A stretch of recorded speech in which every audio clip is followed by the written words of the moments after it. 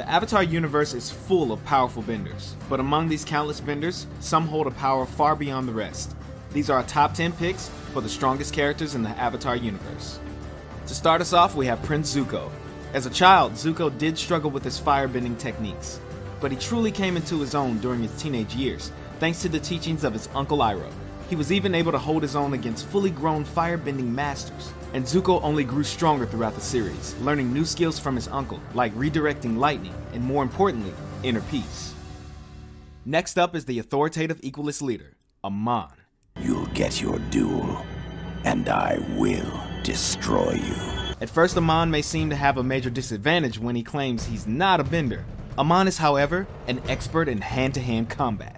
He is so skilled, he is known to neutralize expert benders using no bending himself. Despite this skill, Amon is also secretly a highly trained waterbender. The few times we see him waterbend, he uses rather advanced techniques, but his strongest skill of all is the rare yet powerful waterbending technique, bloodbending. That's right, Amon can take full control over his enemies, and he can even do it without a full moon, something that was never even believed to be possible before Amon's family perfected the terrifying technique. Next on our list is the tyrannical leader himself, Fire Lord Ozai. For the majority of the series, he remained more of an ominous mystery, a looming threat whose power came more from the fear of the unknown than his actual abilities. But when we finally did get to see Ozai in action, he proved that his power came from much more than fear. The Fire Lord had an intense and wild style of firebending, fueled by anger and hate. While he did harness the power of Sylvan's Comet to give his bending an extra boost, it is clear that comet or no comet, Ozai is a force to be reckoned with. Up next is everyone's favorite airbending teacher, Tenzin. Although Tenzin is a known pacifist and prefers to avoid a fight whenever possible, he has proven to be a potent example of airbending prowess. The burden of passing on thousands of years of airbending knowledge has driven Tenzin to honing his skill as an airbender to a high level of mastery. I will never let you get to Korra. Unfortunately, you don't have a choice. Yes, I do. He is able to hold his own against numerous highly trained equalists and their mechanical weaponry. He arguably got the better of the infamous Zahir, keeping the villain on the defense and demonstrating his bending superiority, before losing due to a little more than some bad luck.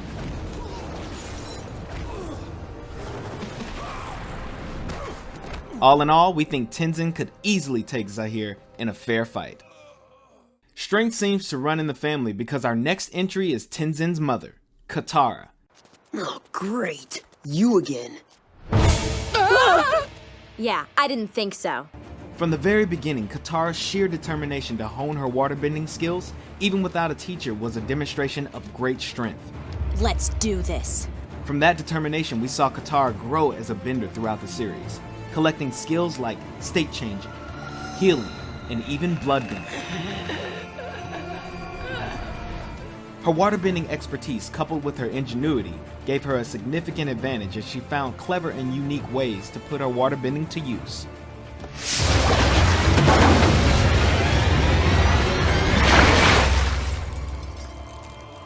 Although Azula is only 14 years old, she is regarded as one of the most fearsome firebenders of her time. After mastering the basics of firebending at a very young age, her flames held such an intense heat that they developed a signature blue color. In addition to her standard firebending, she quickly advanced onto more complicated powers, like the ability to generate and control lightning, which is regarded as one of the most powerful and dangerous techniques in a firebender's arsenal. She has also proven time and time again to be a skilled combatant and strategist, and was often able to use her smooth demeanor to get inside her opponent's head. Azula's cold and relentless personality added to her immense physical power that made her a fierce leader, as well as a frighteningly dangerous foe to any who would dare cross her. What is wrong with that child? Next up is Toph Beifong, aka the Blind Bandit. I am the greatest earthbender in the world. Of all time! Don't you two dunderheads ever forget it. Of all time! Though you wouldn't know it by visiting her home in Ba Sing Se, Toph is an earthbending prodigy. Her mastery of the craft allowed her to perfect the technique of using earthbending to detect vibrations in the ground, giving her a hyper-awareness of her surroundings. Not only did this replace her sight, but it allowed her to anticipate her enemy's every move and could even inform her if someone was lying. He's not lying. How can you tell? I can feel his breathing and heartbeat. When people lie, there's a physical reaction. He's telling the truth. And we haven't even scratched the surface. Toph is able to use her earthbending for countless applications, whether it's to protect her allies, immobilize her enemies, or even mobilize herself. Toph has a skill for almost any situation. Need a ride? She has even gone as far as to invent and master an entirely new form of bending. Have I ever mentioned how sweet it is that you invented metal bending? You could stand to mention it more. When Toph runs into something she struggles with, she puts her rock-like willpower to the task until she's mastered that as well. Woo! Toph, you rule. Don't let his good nature fool you, because beneath Iroh's optimism and wisdom comes a raw power that only experience can bring. As one of the few firebenders of his time that understood how to firebend without resorting to anger, Iroh had a high level of mastery over the art. Though he would usually prefer to avoid a fight, he was not afraid to demonstrate his ability if the need presented itself.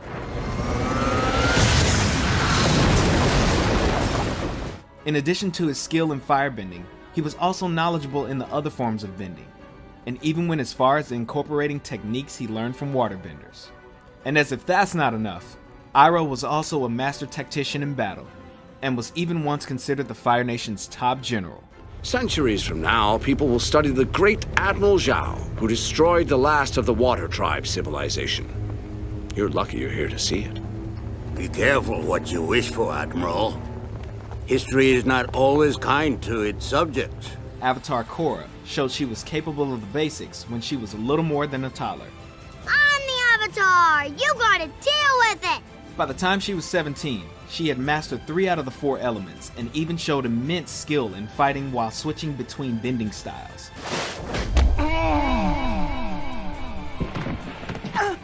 Chump. Water, fire, and earthbending came to her as naturally as breathing, as she pulled off advanced techniques with little hesitation. While she initially struggled with airbending, she eventually proved she could master that as well, and even fight using only airbending when needed. Punch, punch, punch!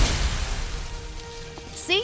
Mastered. Her grasp over the physical aspect of bending was so strong that she was able to use it to take down some of the most powerful forces in the world.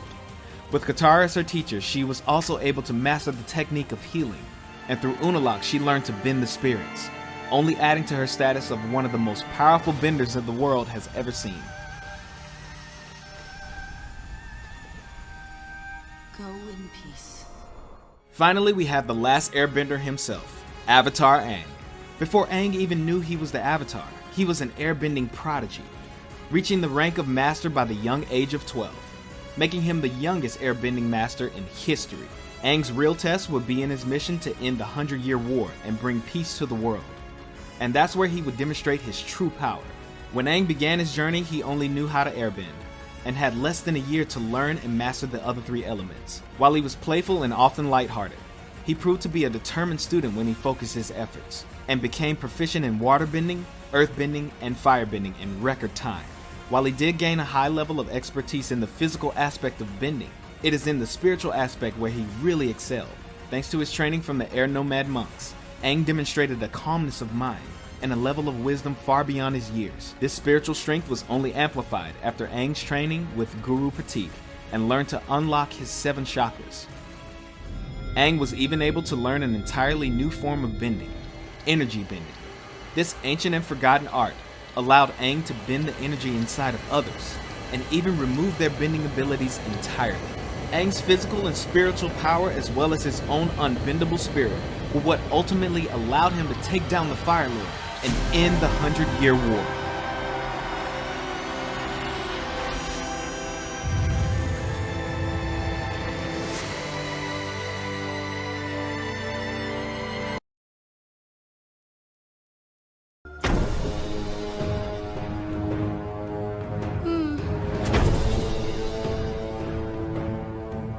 Point and choose. Choose you. Wrong choice.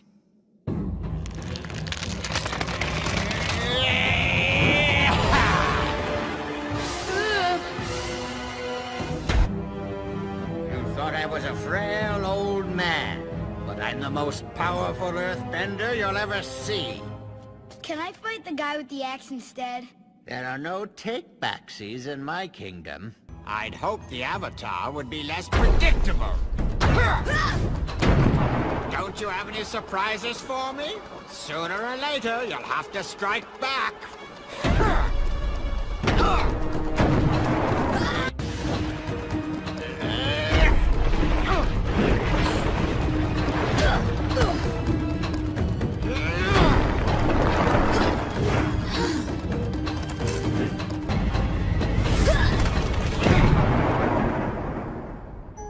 Did someone leave the windows open? It feels a little drafty in here. Are you hoping I'll catch a cold?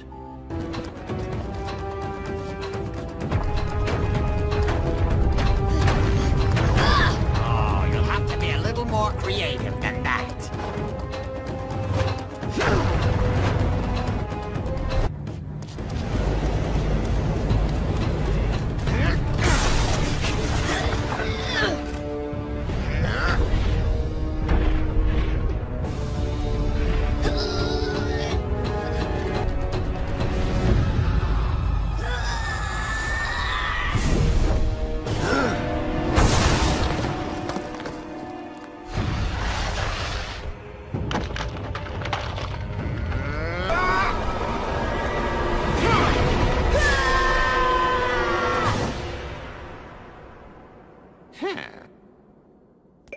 Fine. You want to fight the Avatar? Then let's finish this. Right here, right now. Don't mess around. Kuvira is too good. Just go into the Avatar state and get it over with. No, I'm only going to use that as a last resort. Be careful.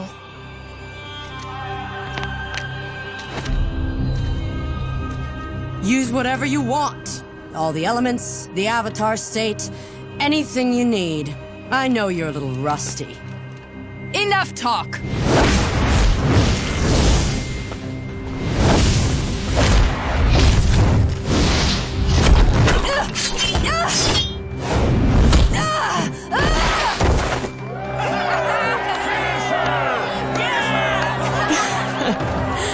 Looks like the Avatar is a little off her game. Don't let her get you frustrated. She wants you to make a mistake.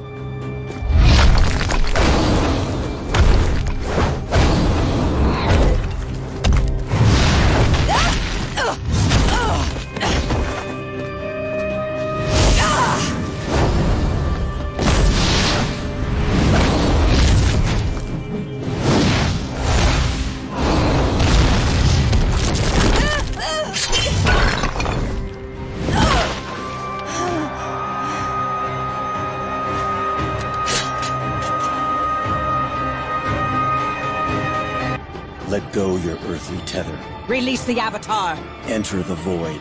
This is your last warning. Empty and become wind. No! Stop!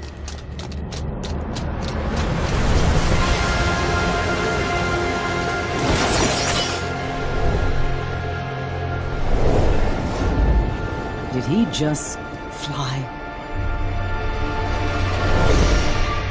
Guess he doesn't need a ride.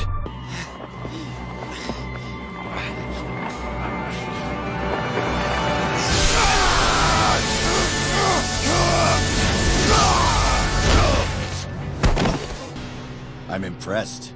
No one has ever gotten the better of me like that. It is almost a shame to take the bending of someone so talented. Almost.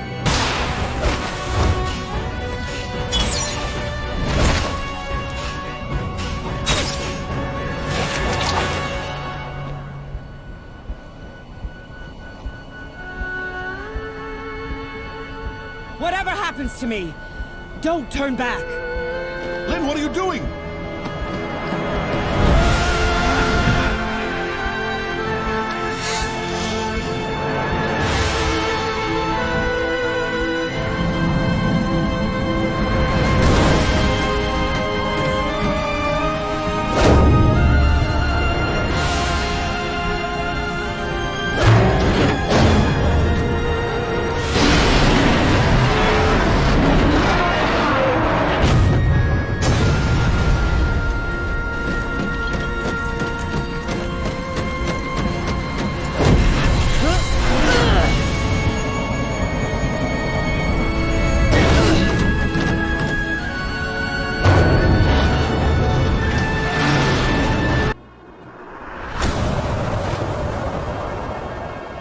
That day, we split from the mainland.